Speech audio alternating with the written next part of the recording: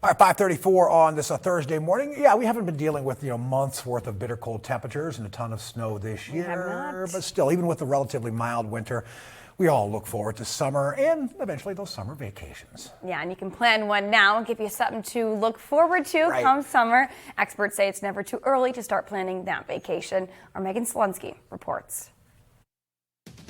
Are you dreaming of summer, sunshine, and warm weather? Well, you're not alone. According to Ann Denny of Miller Traveling Agency, more people have already started to plan their summer vacation. I think we have more. And the reason we have more is because everybody's over COVID and and they're just wanting to get out and travel and spend time together as a family. Denny tells me that to save money, be flexible. She says that traveling during the week is one way to lower that cost. Everybody has a budget. So we work within that budget. Some budgets are higher than others.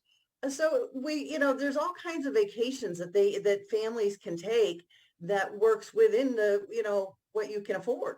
What are some of the things that people might not think of when they're trying to plan a trip that they should know as they're trying to get ready for that summer vacation? Make sure your passport's valid if you're going out of the country. Passports are good for 9.5 years. So if your passport expires in July and you're traveling in June, your passport's already expired. Delays, cancellations in life happen. Having a helping hand for when it does is a major benefit to booking with an agent. Megan Selensky, Erie News Now. All right, thanks so much, Megan. Well, 5:36 this morning, and the snowfall we saw come down yesterday. Yeah, it's been relatively rare to see snowflakes like that. And from a financial standpoint, that's rather welcome news for local governments and taxpayers. Yeah, less winter weather, less winter snow, and ice can actually lead to big budget savings. Road supervisors all around our area say they have saved money on salt and sand this year with fewer plowable snowfalls, calling for less of that material on the road. And on top of that, the plows themselves have had to log fewer miles. The salt has been a big savings as of this point. I think probably 2,000 tons under what we normally order at this point. So we're doing pretty good with that. Even at home, I'm on my first bag of that blue stuff to put out there on the sidewalk. Even though we haven't seen anywhere close to our typical snowfall, city leaders say they aren't taking any chances. And that, I suppose, is wisdom that comes with experience. They say they have 3 shifts of street department workers scheduled to work through at least St. Patrick's Day as we await what, at least over the course of many decades has been kind of that one last shot of winter weather. Seems to kind of line up with St. Patty's Day, or at least close to it every year. And if they were to pull one of the shifts, to save some money, That's exactly that's when the what would snowstorm would come, happen. Dakota. Yep. Kind of the way winter works, Dakota. Yep, I mean, that's exactly how it works. When you're always short-staffed, that's when the weather just comes right down on you. All right. Make that into a meme, folks. All right, let's take a look at the school bus stop forecast. As you get the kids up and ready to go, 32 degrees at 7 a.m. this morning. Just lots of clouds around out there as we head into the afternoon. How about 50 degrees? Yeah, that's going to feel nice. Some limited sunshine, but we are going to see some rain showers sneaking in here through the later part of the afternoon. Now, I wanted to show you this because I think this is very interesting. This is the temperature change over the past 24 hours. We are 1 degree colder here in Erie than we are at this hour yesterday. But look behind me. Look at Bradford, 26 degrees warmer right now than it was at this hour yesterday. I'll give you a hint. They're at 50 degrees right now. So the warmer air is kind of stuck down here, but it will be moving its way towards the west as we go into the later part of the afternoon. I'll talk about that with First Warning Weather Futurecast coming up right after the break. Mark and Brissa. All right, thanks, Dakota. We'll still to come here on Erie News Now. We'll have your morning traffic report. This week is PennDOT's annual Highway Safety Law Awareness Week. We'll explain what that means next. Yeah, well, right now I want to give you a look outside our Skyview camera through some icicles hanging over that camera lens this morning. Yeah, it is a frozen start to our Thursday, but as Dakota mentioned, some warmer stuff is out there in the not too distant future. Yeah, the wipers are not going to work on those icicles, folks. Erie News Now Sunrise is coming right back.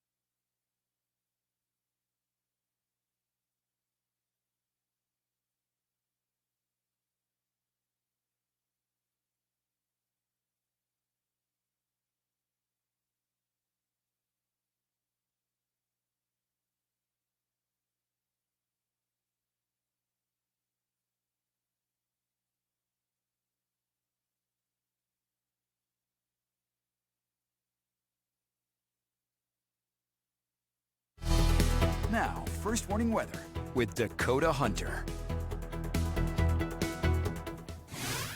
Good morning, everybody. Let's get you a look from that Warren Skycam overlooking the Allegheny River and the Veterans Memorial Bridge on Hickory Street. 50 degrees out there in Warren County right now. That's where the warm air is, but the good news is that warm air will be coming everybody's way as we go through the afternoon hours. I got a 1 on the weather impact index for you for today. Just lots of clouds around for much of the day, but we are going to see a few little showers coming our way through the afternoon hours, but much milder today. As I mentioned, those 50-degree temperatures are going to be getting here. Just going to take a little while to kind of get here. Doppler max nice and dry on the precipitation side. That big storm system we dealt with yesterday, it's out of here. It's now mainly impacting central New York. You can still see where we have that sleet and freezing rain still falling out there towards Rome, Syracuse, going out towards Binghamton. So that's where that is right now. Yeah, that windshield wiper on the camera is not going to help with those icicles, as Mark mentioned. 29 degrees out there right now. Northeast wind at 13, making it feel more like 19. So that's what you have to dress for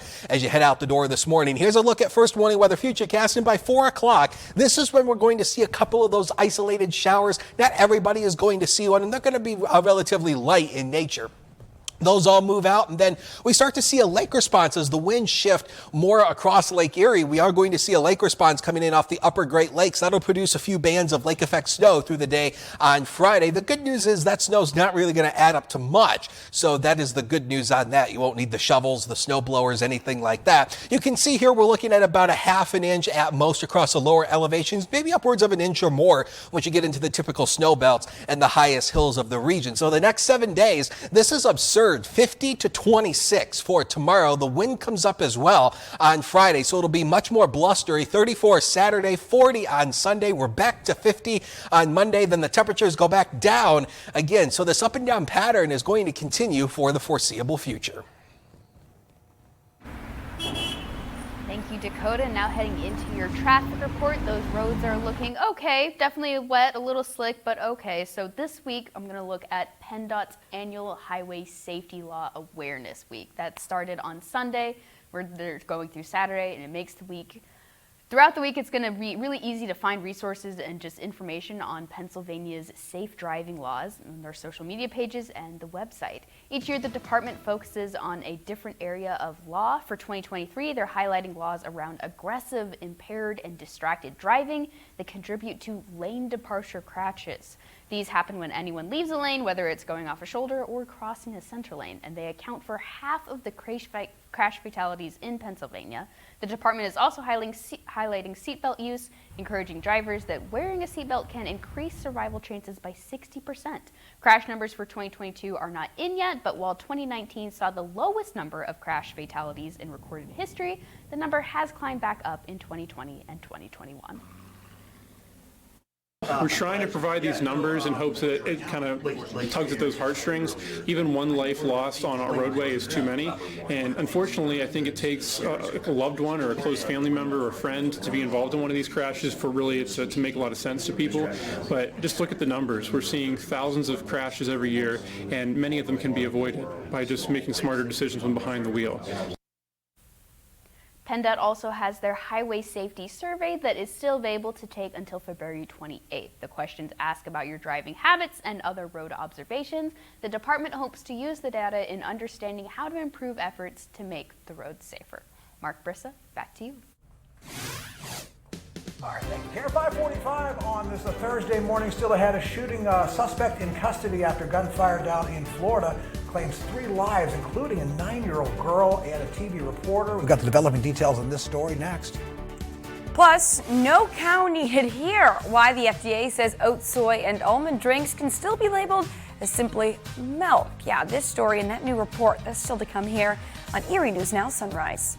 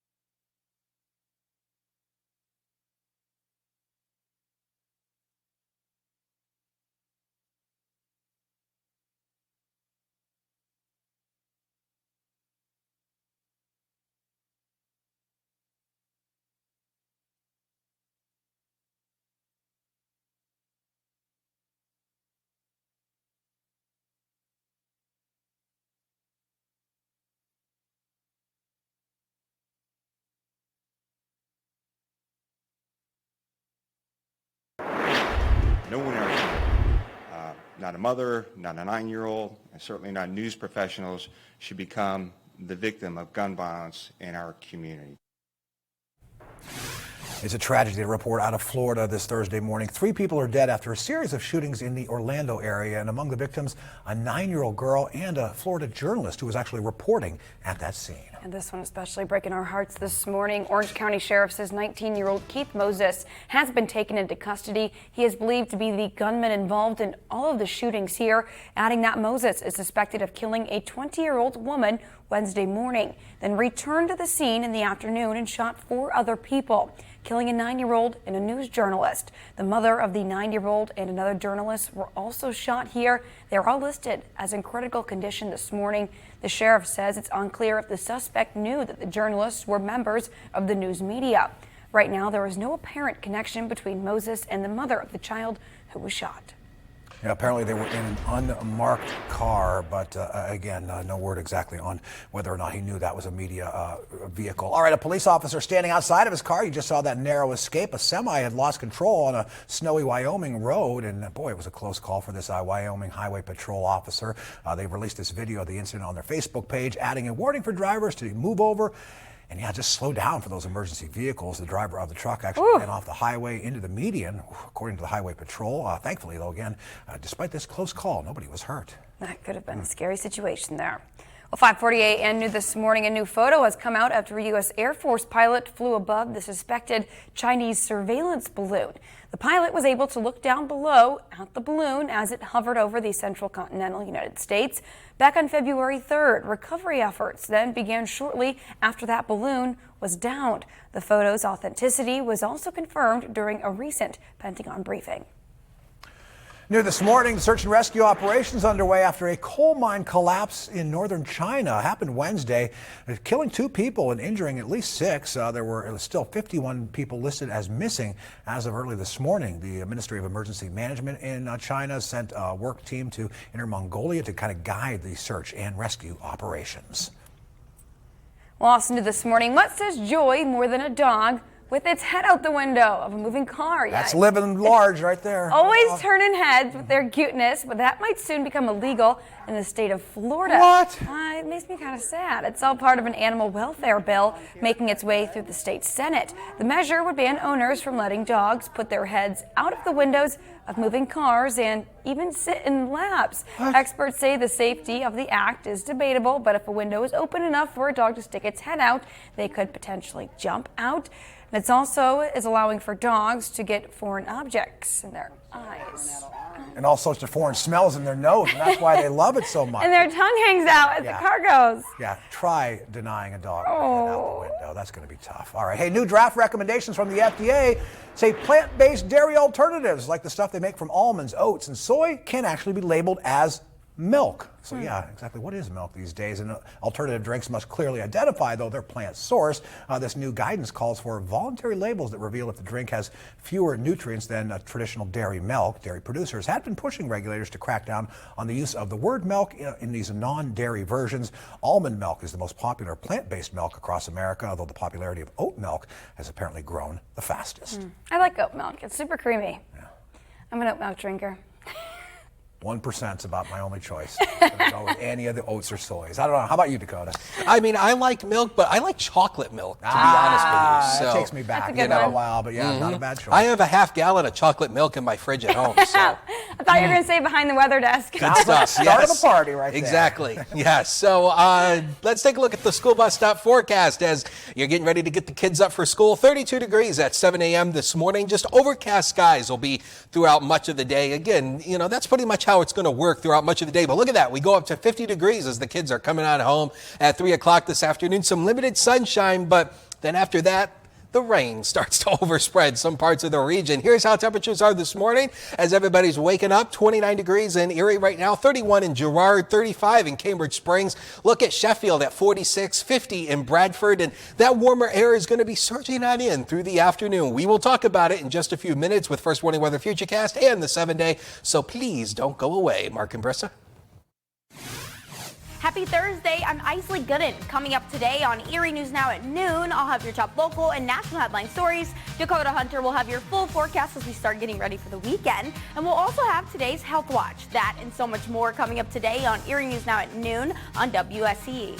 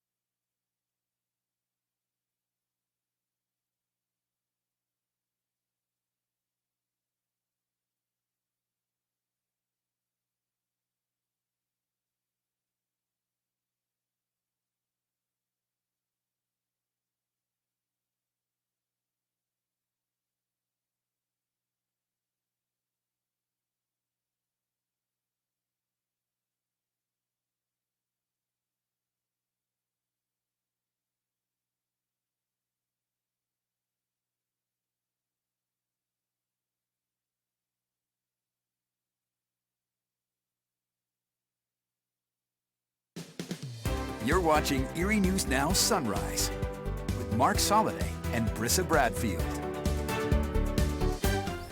Welcome back in at 5:54 on this Thursday morning. Let's get you live right into the heart of winter this morning. Yeah, because we've got winter weather stretching from coast to coast, impacting millions of Americans this morning.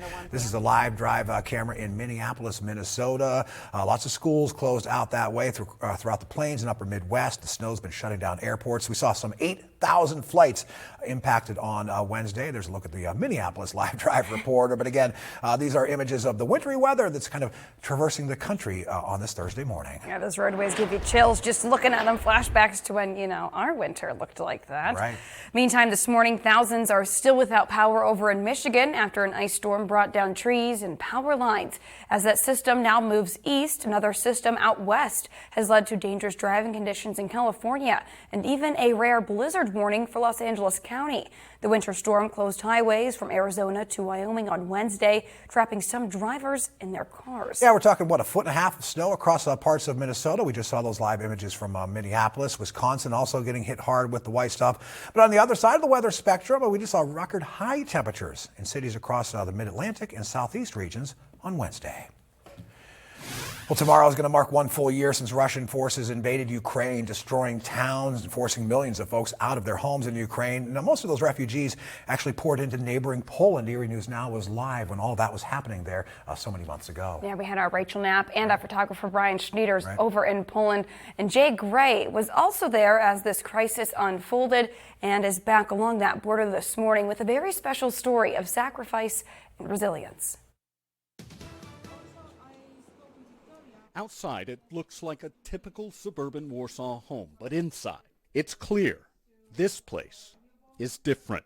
We ask, is it boy or girl? What is the size and what you need? Piles of clothes, rows of toiletries, a room full of food, a mountain of potatoes, dozens of car seats and strollers, donated supplies tucked into every closet, every corner of the house. It's not a shelter, it's home. It's a home for a very specific group. They call it Dom Matki, Mother's House, a safe place for Ukrainian refugees who are pregnant or moms with young children. That's the most important, that we would like to do it not for a moment, not just give money, but help those women for a long time. They can stay in the house for a full year, and everything here is free. This is typical room. There are accommodations for 40 in the home. There's also a playroom, a laundry room, even a family library. This place has become my second home. But for Halina, there's a pain that lingers. The heartache of leaving her home, her family and friends. I was only planning on being gone for a few months. I was hoping to give birth to my third child when I returned to Ukraine, but the way it worked out, he was born in Poland. She still hopes to raise Yaromir in her homeland. I really want to go home, just like any mom. I am worried about my kids, for their well-being. That concern keeps her here, uncertain, like millions forced to leave Ukraine, when or if she'll go home. Jay Gray, NBC News, along the Poland-Ukraine border. We'll have much more coverage of that 1 year since Russian forces invaded Ukraine coming up on the Friday edition of Erie News Now Sunrise. It's a rather wet look out the door this morning. Our mall tower cam showing you a soggy scene along Upper Peach Street and Interchange Road. Road conditions are fairly good, but we do have winter weather impacting millions across the country. Another hour of Erie News Now Sunrise coming up next.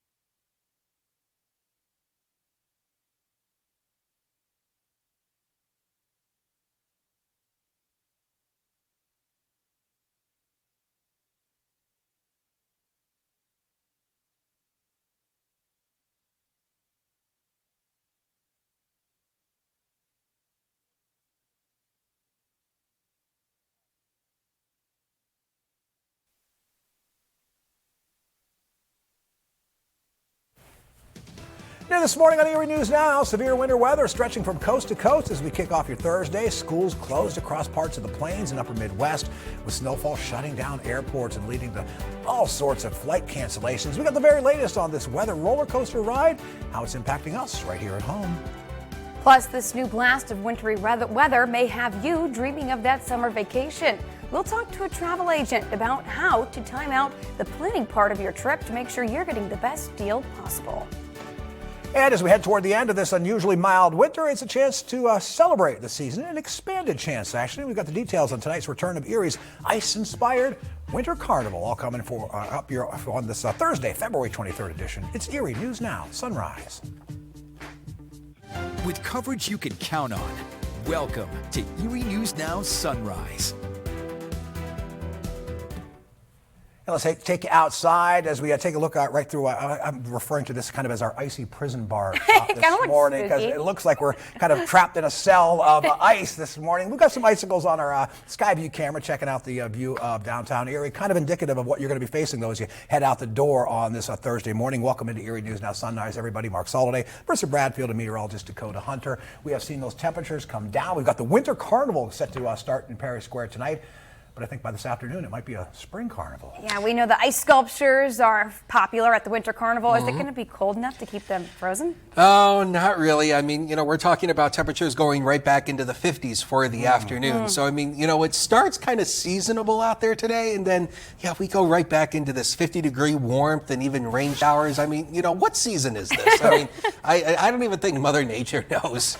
We don't know in the weather department either. All right, let's take a live look from the Bayfront camera from Oliver's rooftop as we get your morning started. We don't have any icicles out there trapping us out there right now, but it's you can still see some of that hint of the rain that fell yesterday along with some of that snow. 29 degrees, green bars, weather impact index. Notice by the time we go into the afternoon, turning yellow because we are going to see some rain returning. Doppler max, nice and dry out there for the morning hours, but it's a cloudy start. 29 here in Erie, 30 in Girard, 30 in Waterford. Good morning to all of you. 42 in Warren as you're are waking up, getting the kids up for school. 12 mile per hour is the current wind speed right now in Erie, 3 in Corey. So wind chill indices are dropping off to about 16 here in Erie, 31 in Tidiute. So again, that's what you have to dress for as you head out the door this morning. Day planner for today, we'll go up to around 50 degrees with rain showers returning by 4 o'clock this afternoon. I will have much more on the forecast, including the school bus stop forecast and the 7-day coming up in just a few. Mark and Brissa. Yeah, Dakota's got a lot to get to on this Thursday morning. Thankfully, it's relatively quiet, though, here at home, certainly compared to the snow that we saw come down across parts of the area yesterday. But we do have severe winter weather really stretching from coast to coast, threatening millions of Americans.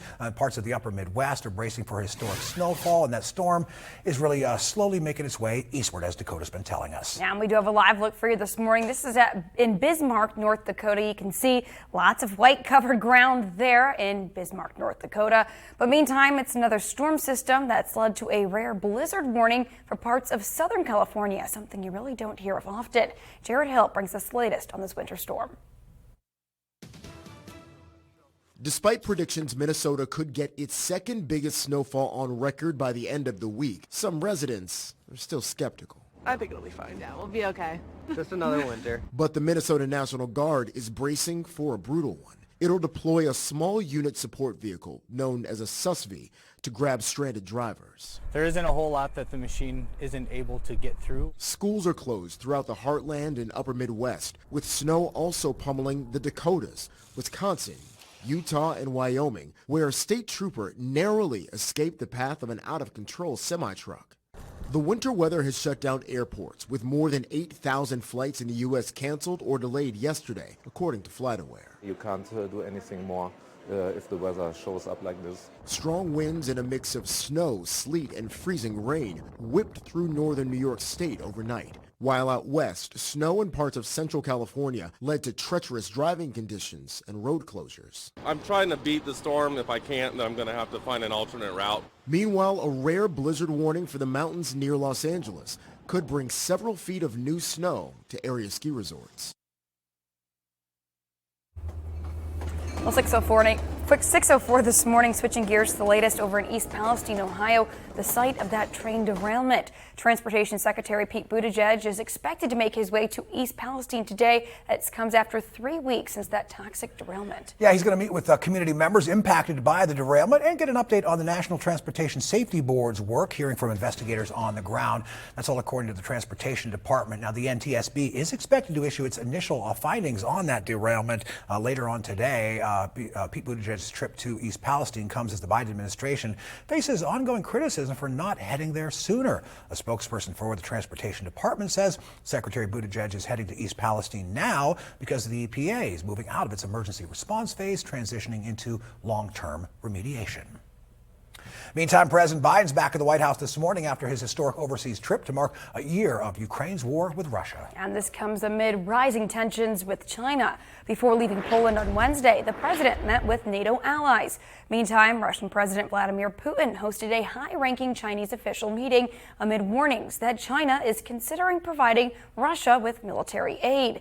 President Biden closed out his wartime visit to Europe on Wednesday, working to shore up partnerships with those NATO allies. His meeting with leaders of the Bucharest 9 nations in Warsaw wrapped up the 4-day visit to Ukraine and Poland, meant to reassure allies that U.S. support is holding steady.